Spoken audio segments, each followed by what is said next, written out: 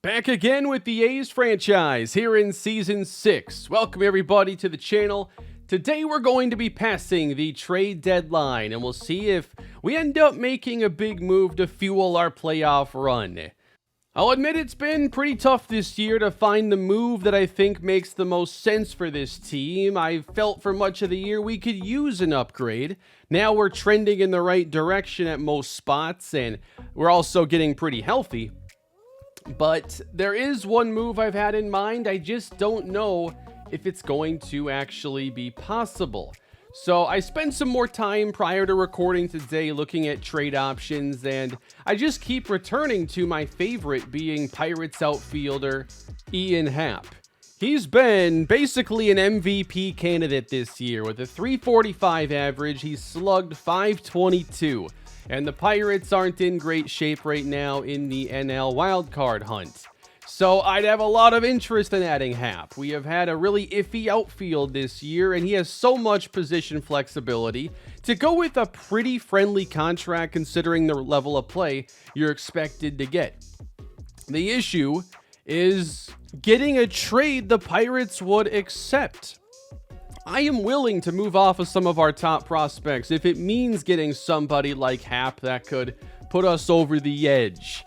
But it has not been as easy as I thought it would be to build a good offer, especially when you're limited to having 3 players. Like, this game needs more. Like, MLB trades get big and they're weirder than the NFL, yet Madden now has the ability for you to add up to 6 players and picks on each side of the offer. So it's just ridiculous what it would take to get Ian Happ. I don't even want to make this trade. I wouldn't make this trade. Giving up Guerrero and 2 of our best infield prospects for a 34-year-old outfielder. But this trade won't even get the job done. If you want to run the trade finder on Ian Happ, first off, the Pirates don't like our prospects enough to make the move. If you run the trade finder on prospects, it won't spit anything out. If you run it on all, the issue is I can't find a deal they'll do without including starting pitcher Cole Phillips, and that is just not going to happen. The starting rotation is a little bit thin. It gets a lot worse if Phillips were to be dealt, but he's a 25-year-old pitcher with a lot of team control. He's a rookie right now, I think. He might be considered a rookie. But either way, he has only a little over 1 year of service time, and he's now showing the potential that he could be a long-term fixture in this rotation. And if we were to trade him, suddenly we got to go trade for a starting pitcher. And we already have Henry Vasquez here, who is new to the rotation. We don't know if this is going to be sustainable. And then our other backup plan would be Cam Cope, who's had an up and down year. So trading Cole Phillips is just not going to happen. And basically, to create anything they would accept, I'd have to include Phillips or another key starter like Tyler Soderstrom. And I'm not trading one of the best catchers in baseball for a player that might put us over the edge. So I'm not really sure if there's going to be a big deal today unless there is an injury of some kind. I'm sure that on deadline day, I could probably find a reliever. Last year, we added Andre Palante at the deadline, and maybe we end up doing something similar, considering that the move for Jordan Romano has been a complete disaster. But we should also find out the ratings on our newest draft picks and see if we've made this team's farm system even deeper. But let's get back to the baseball now. We have a half-game lead over the Texas Rangers, 57-42. Just a little over a week until the trade deadline. And we get things underway with a 6-1 victory. Couple homers from Arise and Yusniel Cruz as Henry Vasquez goes 8, striking out 7. Oh, he's back to do it all over again. Joe Michael has a shutout and it does not hold. Well, he has like 5 this year, so I guess he was due for one of these to not work out. We end up sweeping Kansas City. Excellent series for us. And we now have the entire draft class under contract. One of the things I want to see, though, is what other teams decide to do here at the deadline. Like, if they aren't getting better and we aren't really making any moves either, it's not as bad than watching a lot of teams make upgrades and you're sitting there not making your team better to counter. The Cubs have traded for Noelville Marte from the Diamondbacks. That move probably won't impact us a whole lot. We're trying to avoid a sweep here against the Giants, and they've already put Felix Bautista in the game. So Don is attempting to hit for the cycle here, and we're down by 2. Don, big hack at the 102-mile-per-hour fastball. I'm actually going to be looking at these trade rumors down below. If there's a big name in the talks, then maybe we'll have to change our approach, but the biggest name on the block right now is Rockies infielder Brendan Rodgers, and I just don't think he's even that intriguing of an addition. He doesn't have a lot of flexibility. He's kind of a slow player, and he's hitting in the 240s. So, like, that doesn't make us better. That might make a different team better, but it's not the move we should make. The Yankees might end up trading Anthony Volpe, which doesn't make a whole lot of sense considering the Yankees are in good shape right now unless they have extra shortstops. But that's what they're doing as Don strikes out. 100 from Bautista. Oh, come on. You can't bring him in. I forgot we'd probably see this. Joan Duran. Last year, he was an all-star with us, put together a phenomenal season. He's doing well this year, maybe not quite as well as he did last year or as well as Penn Murphy is this season. 2-run game and foul from Miguel Vargas. The count on Vargas, 2-2, and he's down swinging as well.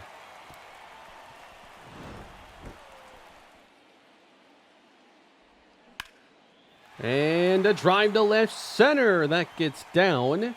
And the Giants looking to perhaps tack on a third run here in this lead as Andre Palante gets himself into some trouble.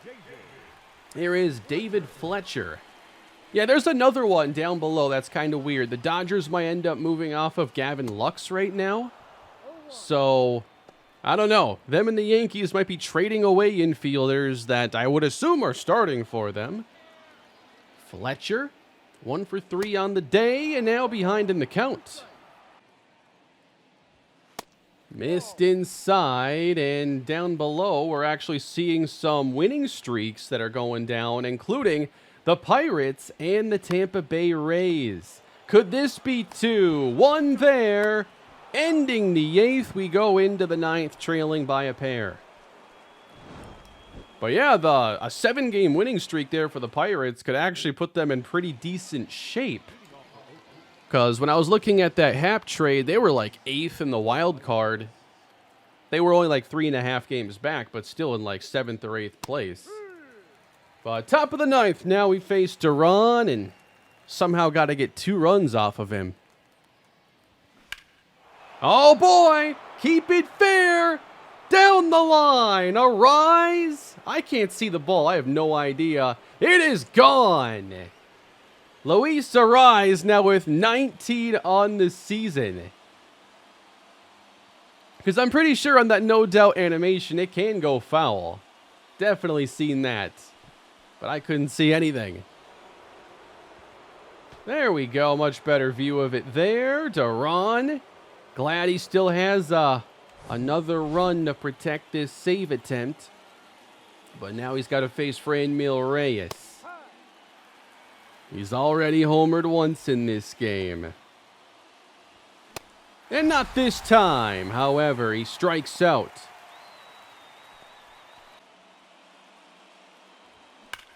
And this one is going to head to deep right center. And the park will contain it, but it's extra bases for Tyler Soderstrom. Man, he should be at 3, right? He should be. Soderstrom with a 1-out triple. This might actually happen. Right into that alley in right center field. No better place maybe in all of Major League Baseball to hit a triple. Let's get Guerrero a chance to tie things up now. 2 for 4. Again, we're trying to avoid a sweep here against the Giants. Weak chopper. Soderstrom going home, and he's he's thrown out. Wow. A weak chopper from Guerrero, and our scoring threat disappears. So many big spots we've seen these grounders from Vladdy. I wish he could just get under the ball. Miguel Cabrera. He's a guy I love having up in this situation. He's been earning more and more starts, making Dylan Carlson a bench player. And he goes down looking. Duran breaks out the curve and he earns the save. But that came so close. I thought we were going to get it, you know. We had Soderstrom at third. I thought for sure we'd tie the game, as long as we could avoid a strikeout. And it must have been Haynes. Yeah, he gave up a pair in the 7th inning, so he is given the loss in this one. That is a tough one for the A's, getting swept. And now just a couple days ahead of the deadline.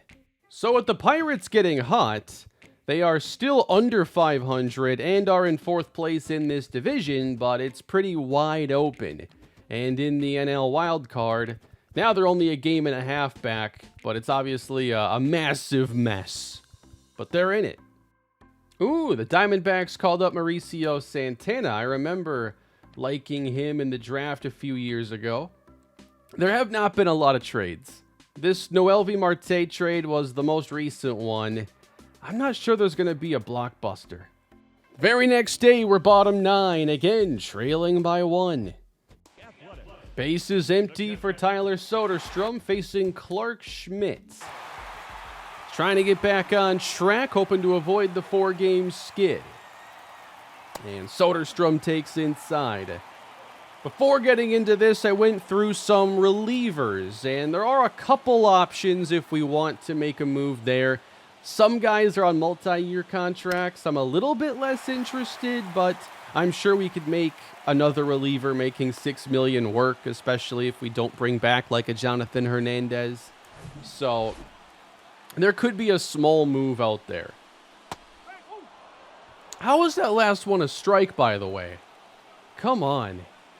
Guerrero in a big spot, has Soderstrom in front of him, and he chops it foul. We've spent a lot of time this year talking about some of the steps back he's taken. It'd be great to see him bounce back and show a little bit more of the power we saw a couple years ago. Got him! Up and in with the slider. Out number 1. Miguel Cabrera now with a 1-1 count. Struck out to finish the previous game, hoping for a chance to do a little bit more tonight. It hits him. Cabrera did not go around, and so we'll have 2 on for Trey Sweeney. A base hit maybe from scoring the tying run, lifted left center. Should be a routine play with no advance. And that leaves the game up to rookie Yusniel Cruz. 12 homers now on the year and 40 RBIs. We're looking for number 41. Ball 1 away. Ooh, that was a good pitch, but called inside. 2-0 on Cruz. 3-0. All right, I think it would be Don on deck. Yes. So do you give him something to hit, or do you face Aaron Don? Ground ball, and Cruz is out. Got the green light, but no heroics in this one as the A's drop their 4th in a row. Oh, was that a blown save for Penn Murphy? Okay. I'm not sure it was, because it was a tie game, I believe, when he came in. So, the deadline has reached. And we are now a half game back of Texas. The Astros, 3 games above 500. They're hoping to get back into this. 60-46. That's going to be good for the second best record in the American League behind the Rangers. And then in the National League, Phillies have 64 victories and the Dodgers 65. The Cubs and Reds made a trade, so the Cubs have a new closer. Charles Ackerman, 85 overall and 26 years old, with a 99 K per 9. This year he's got 33 saves, 4 blown, a little bit high on the ERA, but the advanced numbers are pretty impressive on him, and he's got a really high 12.5 strikeout rate. So I did miss out on Ron Marinaccio in the offseason. Not going to offer for him here as his walk rate has been really high, and I just don't want any part of that right now. An interesting one here is Cardinals reliever Estevan Silva. What I don't like, though, is the really low pitching clutch and the home run rate, because the role I'm looking for is like setup man. And while I really like his numbers overall on the year, I'm worried that over time, those two weaknesses wouldn't fit that role. And he's gotten 27 save opportunities, blowing 7, which is an alarming rate. But one guy I think makes some sense could be Eli Morgan. Now, he's not going to get a lot of strikeouts or anything all that exciting, but he's been an effective pitcher. He doesn't walk many, doesn't give up a lot of home runs. He doesn't have the best pitching clutch either, unfortunately, and he is under contract through next year at $6.4 million. This would kind of be trying to get a do-over on the Jordan Romano signing. He's been a closer in Colorado, mind you, and over the past 2 years, he has 57 saves to only 4 blown. So if he's been this effective in Coors, I gotta think that he might do pretty well with us.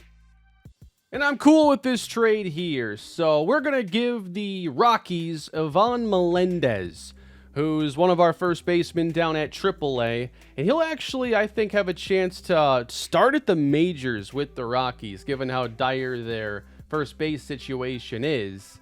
Although Melendez hasn't been great at AAA this season. And then also trading them 73 overall Joey Estes, who might be a lower rotation or a bullpen option for them. So we've acquired Eli Morgan. And what I think makes the most sense for us is to get Cam Cope some more starts at AAA now, while we fill out our bullpen with another veteran. This also makes way for Manny Reyes to get a chance to hit a little bit at the AAA level. And gets a player like Chad Bennett or Mac Martin some playing time at AA, so it works out nicely. The deadline has passed, and we go through it with a 5-game losing streak, a bad loss here to the Orioles in this last game. 9 runs given up in the 6th inning. And Alfonso Montes, wow, that's a really rough day. And that ERA might not be fixed now between now and the end of the season. So, were there any other big deals that went down? It looks like our deal was the only thing that happened on deadline day, so it's a really light year on trades. Now, one thing we can also do right now is look at some possible contract extensions, and we do have some key free agents this year. Miguel Vargas is one of them. Right now, I'm leaning towards signing him to maybe a 3 or 4 year deal. But the player I actually wanted to get under contract today is one of our most valuable pitchers, Aaron Ashby. His demands are not going to be going any lower at this stage, so I'm thinking possibly 2 or 3 years. Now, he'd like to be a closer. I'm not going to promise him that. It's not going to be his role. Ashby's been a very consistent pitcher. We picked him up after some good years in Milwaukee, and we really increased his workload here in Oakland, and he's responded pretty well, having 2 dominant all-star seasons, getting even better this year. So I'd like to sign him to a 3-year deal. And that deal is complete. He's one of those players I just do not want to see leave. Marco da Silva just broke his arm, and that's going to cost him probably the remainder of the regular season, as our losing streak is stretched to 6 games. So you expect at some point you're going to find a lull somewhere in your season. Perhaps this is it for us. As Phillips went 6 innings, he didn't have a bad outing by any stretch, but he still gets the loss in this one, and the bullpen wasn't too sharp. The road trip continues, by the way, as the Astros are trying to close the gap and have an opportunity in this next series. But we also now have a chance to check on the ratings for our most recent draft picks. Took a lot of players I didn't have full scouting reports on, took a lot of chances overall. Here's how we did. Wow, 98? Sean Early? I mean, it's a 41 overall player. Reaching that potential is going to be extremely difficult. But that is incredible. And then we got a few guys who are going to come in the C range and the B range here in Emmett Hernandez. So Derek Nicholson might not be a very high upside pitcher, taken at 28 overall. But we came back. Emmett Hernandez, 52 overall. But another player who we can start developing. And then Ken Espinosa's a 65, so a little bit further along. And he has the ability to prevent walks, but has a lot of other work to do. And then we took a player with some JUCO experience, Mariano Escalona, who could be closer to the bigs than the rest of the class. But I think the stamina is really propping up that overall.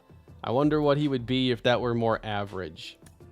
Odell Spoon played the most hardball with us, and he had the lowest potential of anybody in the class. Funny how that works. And we rounded things out with another third baseman in Richie Gutierrez. Overall, it doesn't seem to be a really exciting class, but I think at this stage of the rebuild, it's not all that surprising, not having a chance to take the top guys. But there are still opportunities out there, and the Mariners had a better class, I'd say, than we did. The Rockies held the number 1 pick, and they took an 89 overall player with that selection, Brian Downs, who was a 75. He had college experience, so maybe he ends up playing with them pretty early. They could certainly use that, but the rest of their class doesn't seem all that promising. I know I like Julius McNally. He had 77 potential. And he would have been a fine pick, but not like a huge difference maker. Would have given us some outfield depth in this organization. Something we could probably use more of now. So yeah, nothing too exciting to come out of the draft or the trade deadline today. But it really depends on what opportunities are there at the same time. So let's push forward now. We need to end this streak. It does not happen in Game 1 against the Astros. While Henry Vasquez comes out the next day and he says, I'm going to take care of this. And he shuts them out. So it's our first win in a while. Henry Vasquez has put together another long outing. He went 8 innings in his previous and now complete game, getting win number 9. A winning streak once again with Joe Michael helping us out, and Alfonso Montes, elbow tightness, he should be all right, and we get the next 3. So that creates some space with us in the Astros, and is a return to form for the offense. A much better game overall. We're currently a game and a half back with this cold streak, allowing the Rangers to move into first place. And our next game features Cole Phillips, and we're taking on the LA Dodgers. So just last episode, we saw a lineup full of these flames and the hot streaks. Now it's the exact opposite. This offense looking a lot more ice cold these days. We're playing one of baseball's best here today at 68 and 45. Here are the Dodgers matched up with Cole Phillips. Start 23 for Cole. He's done a really good job racking up strikeouts this season. Getting a lot more confident in his long-term future with this team. Andres Jimenez leads off, and we're underway. Strike over the inside edge. As it's telling us down below, the Dodgers had just rallied for a win against the Rockies. Down 6 runs, they still found a way. The Orioles look to be pretty hot right now. They've won 8 in a row. And Phillips just misses. Again, just off the plate. How about the eye of Jimenez here? 3-2. He keeps it going. See, it's not just me, guys. Mitch Keller struck out 10 against the White Sox. He's just gotten hot. We ran into him at the wrong time. Well, that is a well-earned walk for Andres Jimenez. Didn't trade Gavin Lux. Didn't seem that Anthony Volpe got traded. Brendan Rodgers. Just nothing going on at the deadline. What a pitch from Cole Phillips. That was nasty. Got him on strikes. Oh, we got him fishing on that one. Could have been a 3-1 count for Contreras. And he takes low. 3-2, and struck him out on the two-seamer this time. And that's going to bring up Cody Bellinger. Way out in front. Ooh, the Pirates lead the Central suddenly? When did that happen? All right, so we didn't take away their best player as this one's hammered foul. The Pirates weren't in sell mode. 0-2, way off the plate. They're in extras right now with New York tied at 6. Lined into left, and Cruz trying to chase it down. Can't get there. And that could be a run. And the Dodgers score first on the Bellinger double. Throwing a lot of pitches here in this inning. I want to get this one over with. Ground ball. Oh, it's past Geloff. Carlson will fire this one home, and that'll be too late. 2-0 Los Angeles. Oh, and 1,000 hits now for Vaughn Grissom. A rough first for Cole Phillips, but it's finally over. The offense staying cold is just not going to work for this one as we face Jose Urquidy. And it's Miguel Vargas leading the way. 269. Kind of wanted to see a bit more from him before we offer an extension, just because it's been a relatively short amount of time that he has shown this level of play. So I'd like 2 more months plus hopefully a good playoff run. Didn't want to swing. I tried the check. But we worked the count full. 3-2 to Vargas. That is off the glove at third. And Vargas will reach. That's a leadoff single for Miguel Vargas. Now it's a rise. On the ground, and this time a very clean play, double play for the Dodger D. Good start for LA, and we're on to the second now. Hopefully Phillips can work out a quicker inning this time. 2 pitches and a ground ball to Geloff. 1 down. This one's going to be tougher. Right center and deep.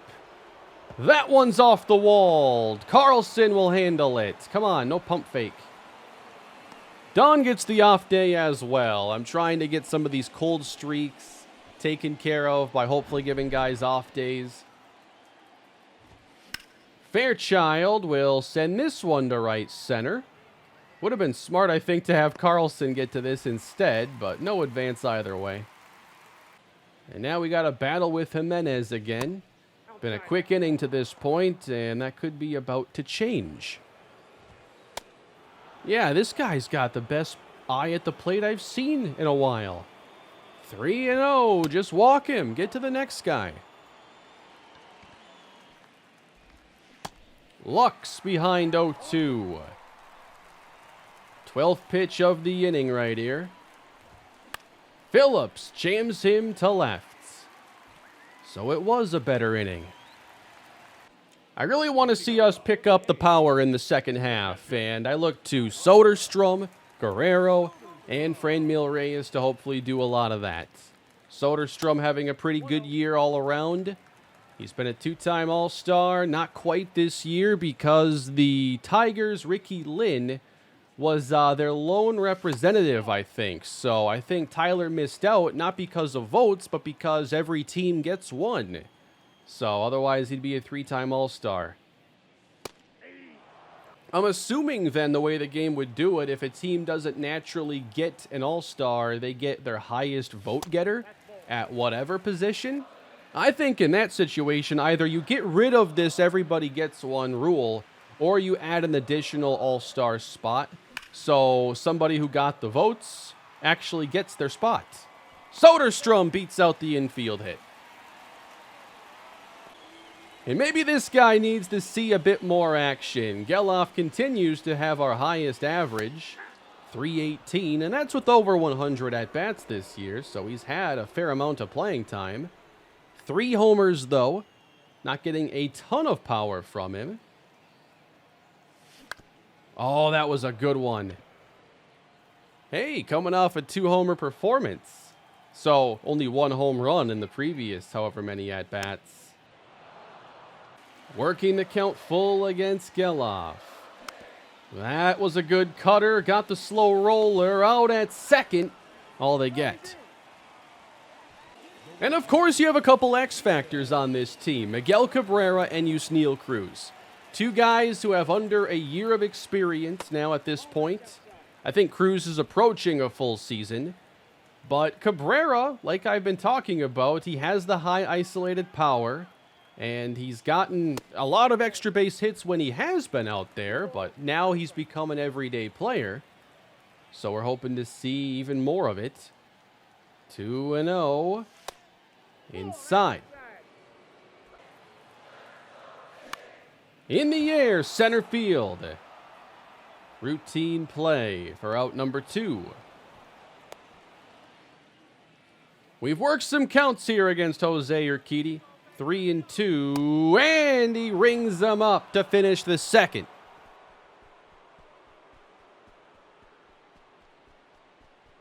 So not only has Cody Bellinger rebuilt his career in this franchise, but he's got 27 home runs right now. That's got to be up there in the National League. Good slider from Phillips.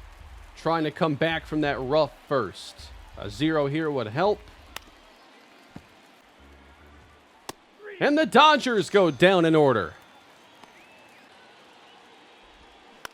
Sorry, got ahead of myself. That was only the second out. They, as a matter of fact, do not go down in order. It's going to be a shorter outing as well, I think, for Cole. He's not a guy we want to go to triple digits with in most cases. Could be 4 or 5 innings, depending on if things speed up for him. 301 average here for Kyle Lewis. So they have a couple guys who won Rookie of the Year and had to rebuild their careers a bit. Although Bellinger did more than just Rookie of the Year back in 2019. Down on strikes.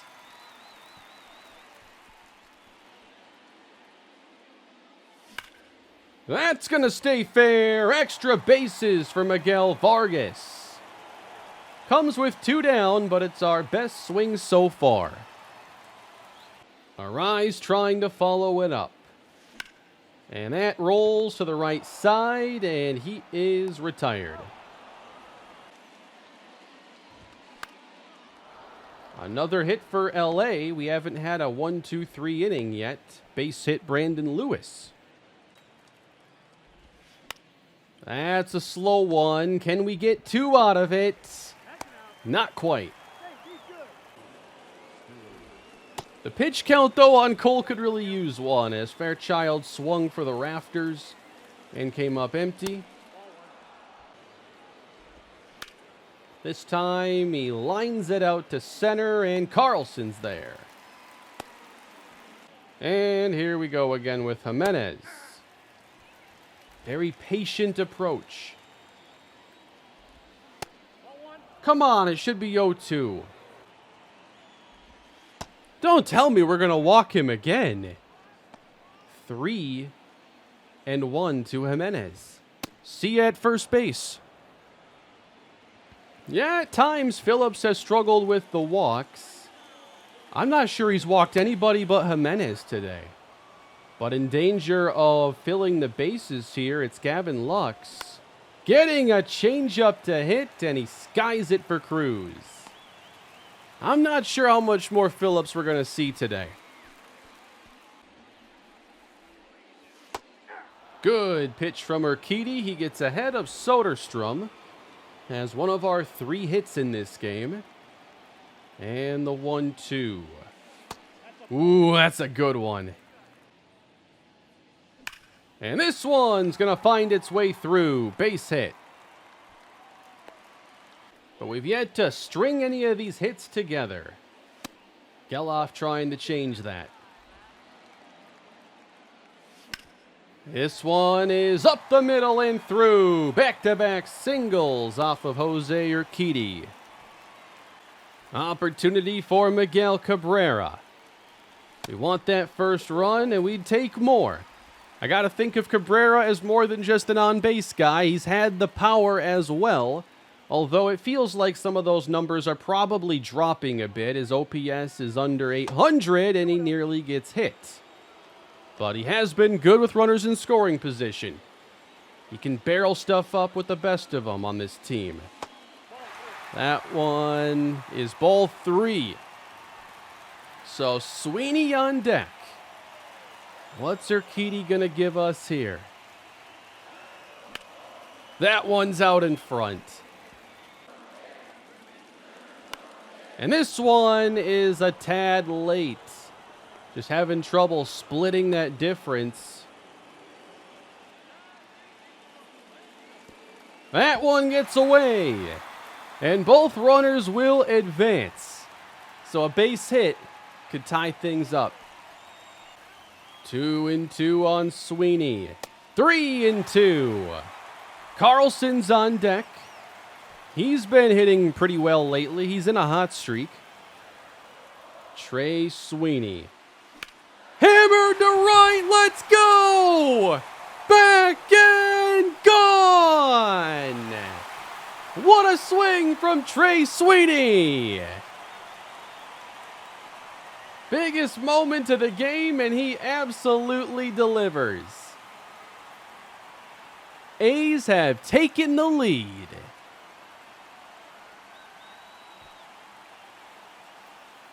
And that was a difficult pitch for me. That was a fastball in. Carlson tries to repeat, and he's out in front. It wasn't a bad pitch at all, and certainly not like a home run pitch from Urquidy. 3-2 game, and Carlson, ooh, he's going to have a chance. And that's another hit. And that ball is crushed to center. Back goes Bellinger on the track as this one leaves.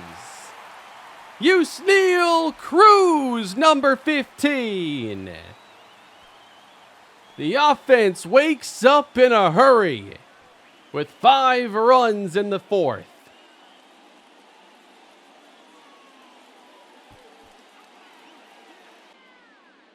That is a home run pitch from Urquidy. One of the only mistakes he's honestly made. Change up over the plate, and Cruz continues to show off that power that's starting to come around big time. Urquidy might not last a whole lot longer in tonight's game. That could end the inning, as Urquidy threw 31 pitches in that frame. And here was the big one. Trey Sweeney. Deep to right field. The A's have some offense tonight. And now we've got to make the right pitching decisions to try and back this up. Phillips after 4. I honestly think it's time to make a move. You know, he hasn't had 1, 2, 3 innings. He's walked 3. I know it's one guy, but he walked him 3 times. We're going to Andre Palante. The tricky part in this game now is no Aaron Ashby. He won't be available. That's headed to deep right field. Cabrera making an attempt, and he comes up empty. Just had to kind of throw the glove at it there and did not make the play. So another hit for the Dodgers. They've had a base runner in every inning. And now their most dangerous hitter in Cody Bellinger, as he pops it up to Sweeney. That's a big first out. And now Grissom already has a couple hits. We're due to finally get him out. He, I think, held back, but you never know with this game. Good breaking ball from Palante. That's the go-to pitch. The slider now. Up the middle. Geloff makes the play. 2 down. And now we've got to get Kyle Lewis. He's chased those sliders a couple times. Held back there. Good breaking ball from Palante. 2-2. Got him! Strike 3. That was a deadline acquisition last year that really didn't seem like it was working. By the time we got to the postseason, I was really not trusting him. This year feels like an even better player than the one we traded for. Let's keep this party going, or maybe not. Reyes. Oh, he lines it through. I thought that was also going to be speared. And Soderstrom lifts one to deep right field. Back on the track. Run down with just a little room to spare.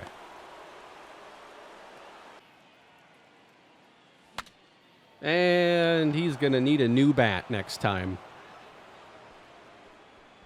So Palante's often good for multiple innings. Not sure I want him to go 6 batters, but I'm okay going more than 3. 17th pitch, and the chopper. On 3 hops, it's Sweeney for the out. And Palante is falling behind Hernandez. 3-1 count. Big breaking ball clips the edge. That pitch has gotten like a couple extra inches, it feels like, on the outside. Now 3-2. And that ball's rolled over. Excellent pitch.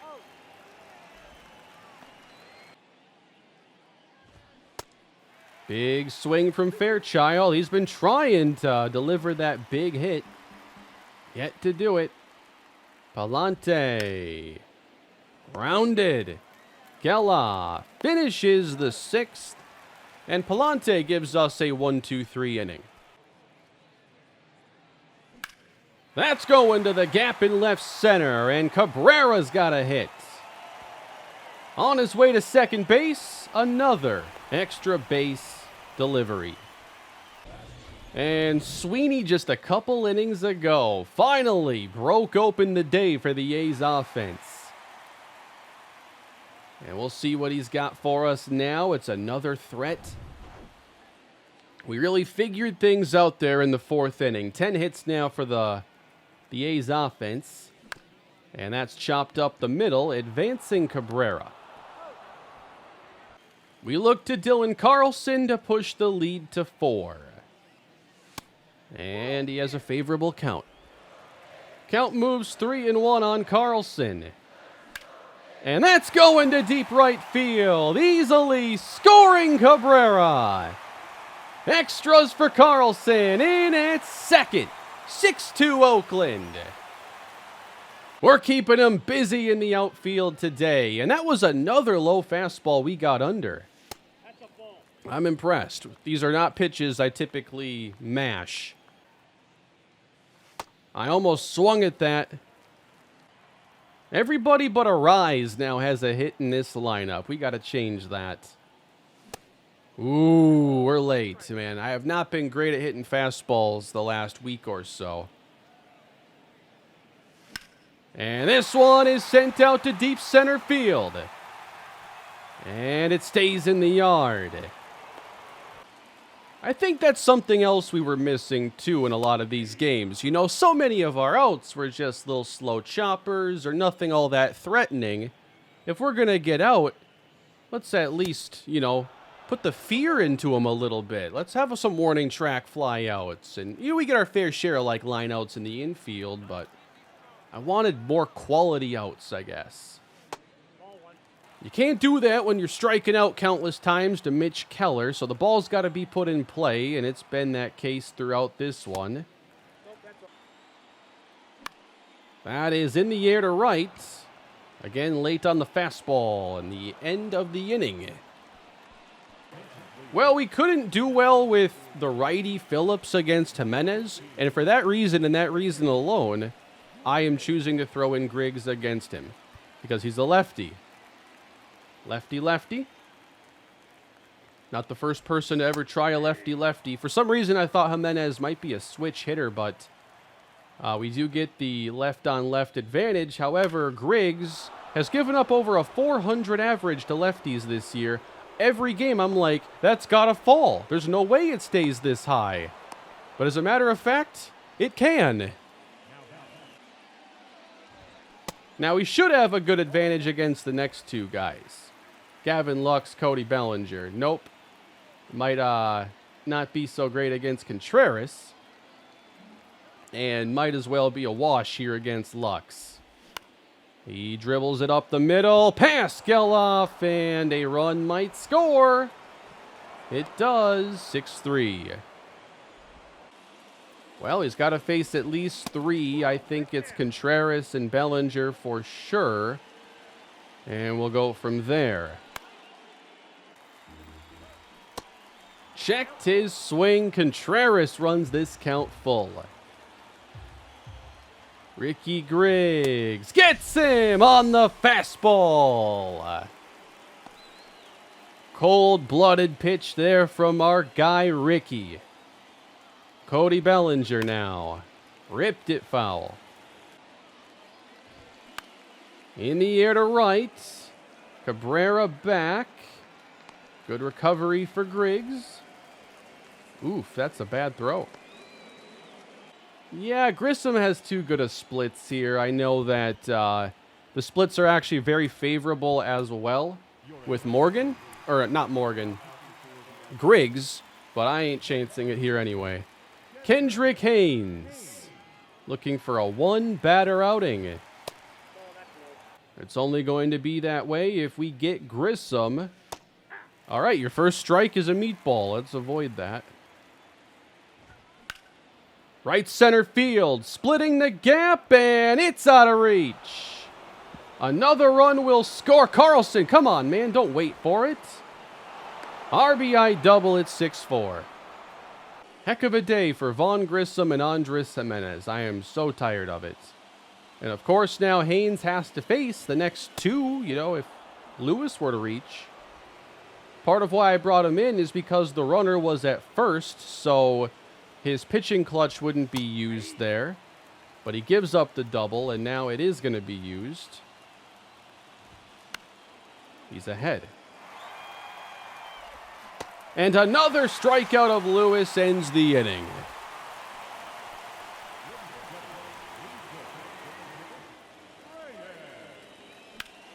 Reyes to right field. Oh, they shifted away from where it would land.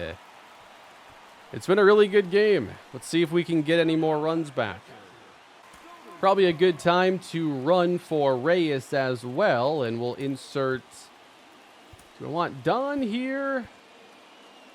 I'm going to go Royce Lewis just because it was meant to be Don's off day anyway. And he was cold, so...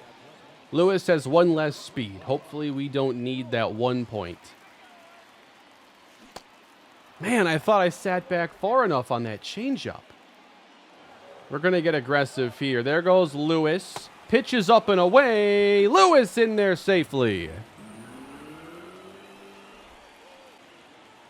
A big spot here in the 7th for Soderstrom. And he takes the walk. It becomes Zach Geloff's opportunity now. One gone. And I don't know why I swung at that one. That's an awful first pitch to go after. All right, here is Eli Morgan, the newest member of our team. Someone I've definitely considered signing in the past during the offseason. And now we add him to a really strong pitching staff that could still use a setup guy. Didn't have to make this move, but I felt like we had a chance to get better. Even if it's a small move, we should take it.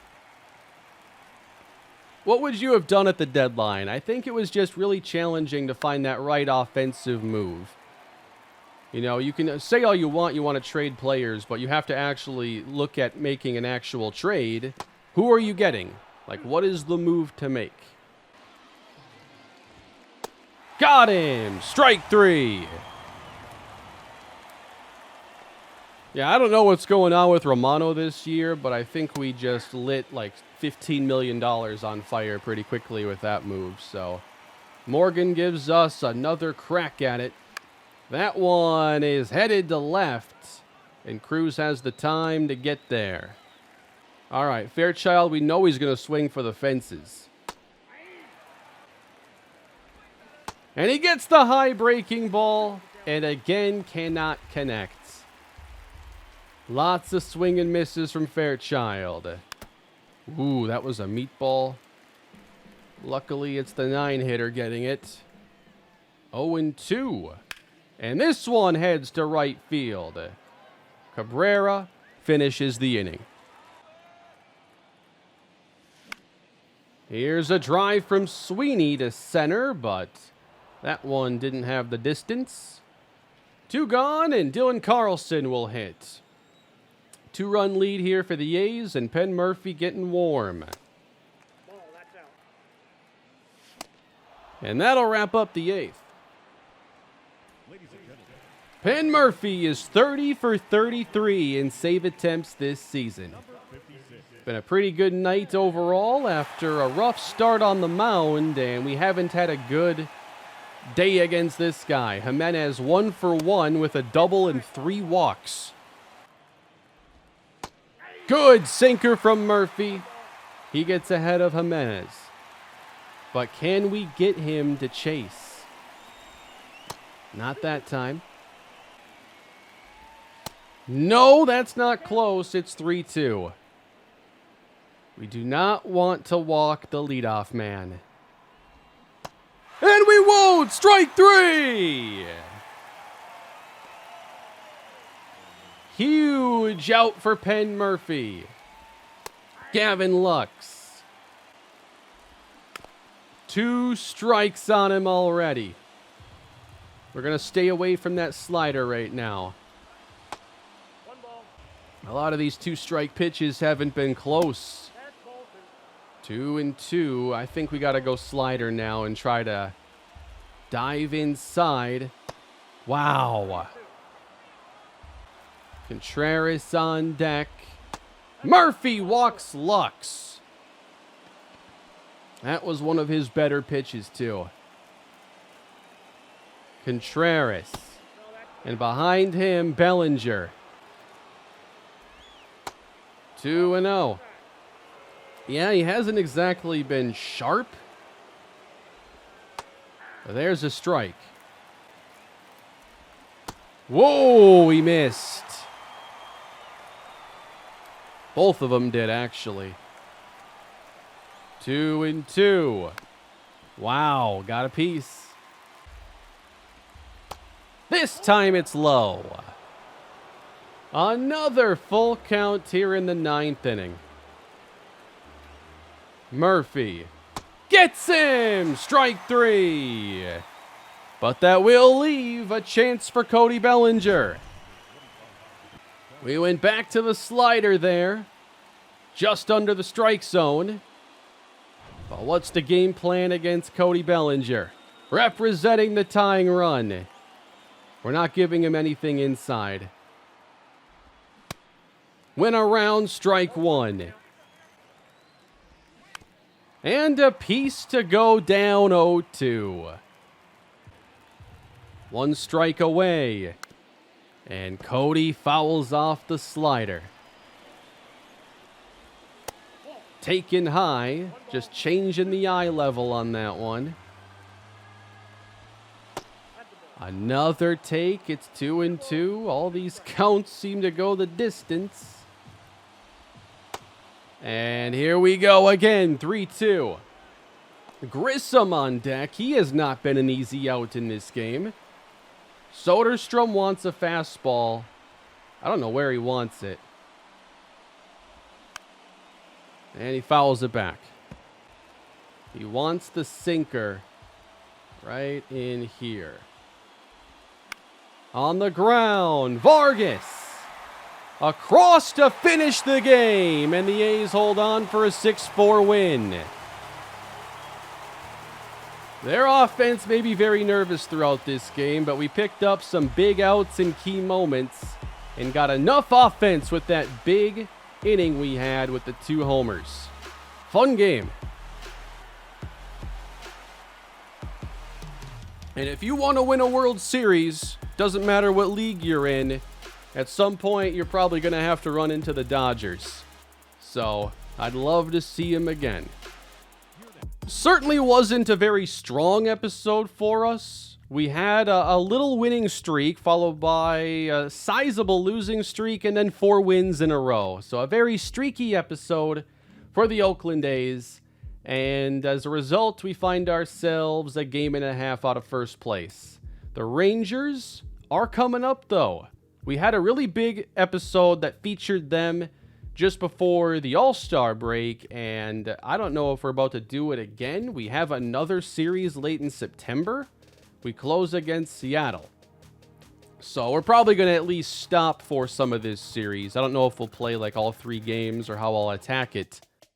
But that is going to about wrap things up. Franmil Reyes, 25 homers. Did he get hot recently? Because that seems to have come out of nowhere. Well, he homered in these 2 games against the Astros.